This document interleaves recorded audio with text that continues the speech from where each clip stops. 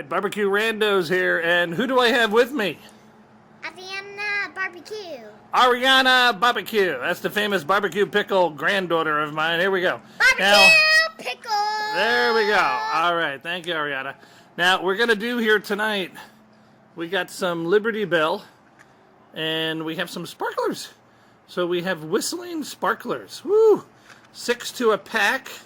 Now, these are flammable, so we got to be careful. So, one is actually coming out here. Hold on. Here we go. All right, now, Arianna, come on over by Papa. Come here. Hold that up. You'll be fine. Oh, all right.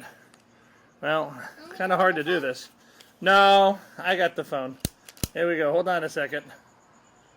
I'm going to try to do this. Why don't you put it on the crack?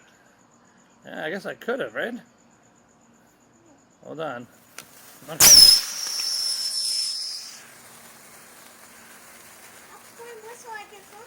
That's okay. It whistled just a little bit. It whistled before I can get the phone by it. There we go. Did you guys hear that whistle? Yeah. It's all right. I'm watching on your phone. You're good. You go watch with me. You're good.